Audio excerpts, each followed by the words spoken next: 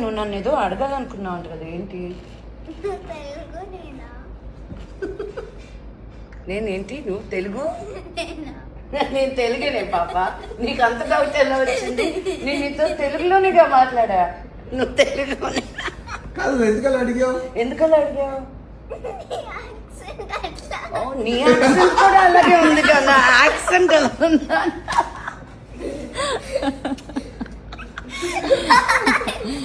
నువ్వు నన్ను ఏదో అడగాలనుకున్నావు అంట కదా, ఏంటి? తెలుగు